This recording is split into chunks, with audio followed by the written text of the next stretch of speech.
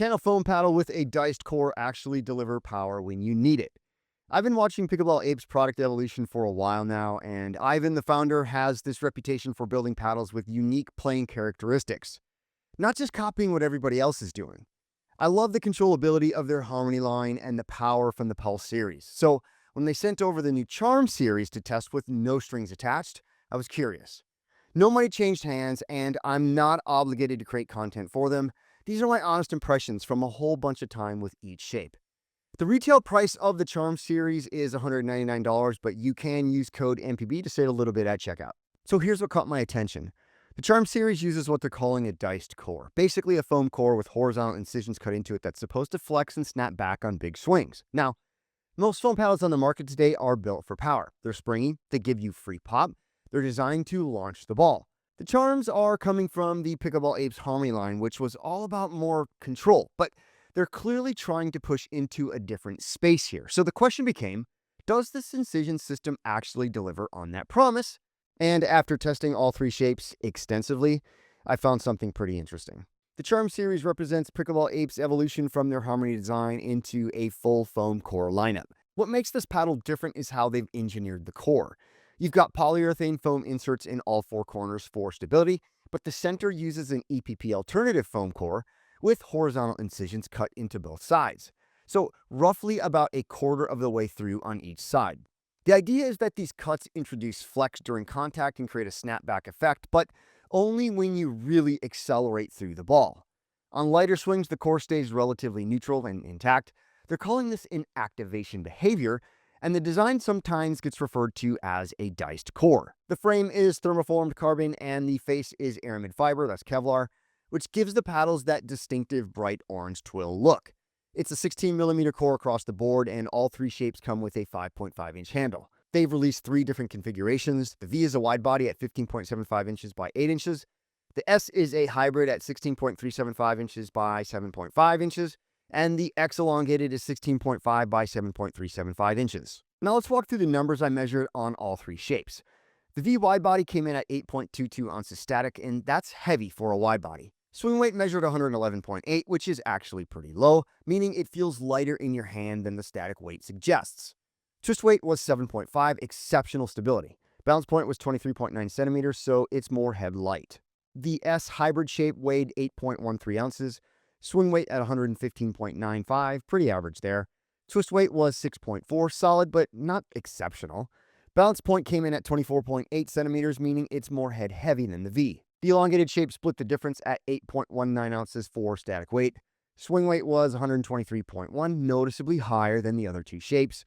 Twist weight was 6.35 and balance point was 24.7 centimeters. At $199 retail, they're positioned in the middle tier of the foam paddle market. So now let's see how these specs actually translated on the court. The feel across all three shapes is dense, plush, and pocketing. You feel the ball compress into the face and sink in before it releases. It's not an instant type of rebound feel. The flex comes from the core itself, not the neck or frame. Some players will love this dampened character, and others will want something livelier. Here's how the activation system actually works. When you're driving your third from the baseline or attacking at the kitchen with punch volleys, the paddle delivers solid output. It sits in that lower end of the power category. In the transition zone on resets, it absorbs pace well without that springy activation kicking in. You have access to power when you generate it, but the paddle doesn't do the work for you. I started with the V wide body, and honestly, it never quite came together for me. I struggled to fully dial in control after several games. My touch game felt inconsistent, and my directional control didn't lock in the way I expected. Despite the forgiveness, the ball didn't leave the face with the level of precision I wanted. Switching to the S hybrid was immediate relief. That plush feel makes feedback clean and predictable, and the bounce point makes it easier to maneuver than the number suggests. It leans slightly towards power because the core design can rebound a bit when you take pace. Resets under pressure took a game or two to calibrate. That flex and snap can add a small springy rebound until you adapt.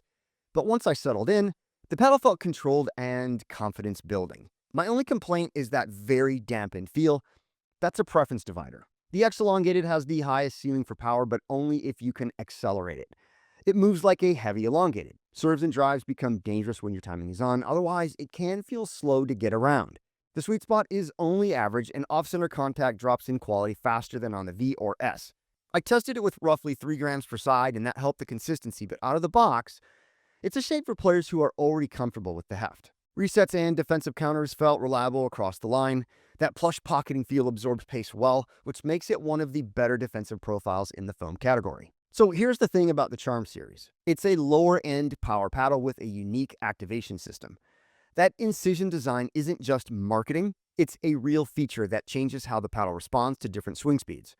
Those horizontal cuts in the foam create flex zones that compress more under high force. When you swing lightly, you're not compressing the core enough to really engage that flex, but when you load up, the core flexes deeper and snaps back with more energy. It's subtle, not dramatic, but it's there. This makes it a good fit for players who generate their own pace. You get decent touch for resets and offensive play, but you also have access to real power when you accelerate. If you want effortless paddle-generated power where you don't have to swing hard, this isn't it. The dampened feel won't be for everyone. Some players want that instant rebound, that crisp pop at contact. The Charm Series doesn't deliver that. It's plush, it's pocketing, and it requires you to be intentional with your swings. Again, that's a preference divider. Some will love it, and others will still want more feedback. The X does benefit from added weight to improve stability and expand the sweet spot. I tested it with roughly 3 grams per side, which did push the swing weight up to around 127. That extra mass helped the consistency noticeably and made the paddle feel less punishing on off-center contact. But it was quite a bit heavier to swing and out of my comfort zone. The S felt dialed in as is. I didn't test extensive weight configurations on it, and I didn't add weight to the V. So here's how I'd break down the 3 shapes. The S Hybrid is the most balanced of the 3 and my pick for most players. Good maneuverability, predictable response, and a controlled power window once you adjust to that springy rebound. It's quick enough for fast exchanges, but stable enough for full swings. The sweet spot isn't oversized, but it's solid. The X Elongated has the highest power ceiling if you can move it. That's high mass elongated territory, and it demands paddle head speed. Serves and drives become dangerous when your timing is on. The sweet spot is only average, so you need to find the center of the face consistently. Best for players already accustomed to heavier elongated profiles. The V wide body is forgiving across the face and the most balanced and easy to manage of the 3 shapes. But in practice, the control window didn't work for me. I struggled to dial it in. Some players will love that forgiveness. It just didn't work for me personally. So I think your choice comes down to whether you prioritize all-core balance, power potential, or forgiveness. At $199, the Charm Series sits in the middle tier of the foam paddle market. Compared to the Bread and Butter Loco Series, the Charm Series feels denser and more dampened, with that activation behavior giving it a different power profile. The Loco tends to give you more instant power and pop, while the Charm Series has that variable response depending on swing speed. Against something like the Vatic Pro V-Sol Power, the Charm Series delivers solid power, but not quite at the same effortless instant power or pop level. Those paddles give you more free output without having to generate as much pace yourself. In the foam space, I think the Charm Series is going to compete very well. It's built solidly, the aramid fiber face holds up, and the incision system gives it a unique playing characteristic that sets it apart from standard foam cores. I think the Charm Series is ideal for players who can accelerate through the ball and value having good touch for resets while still being able to put balls away.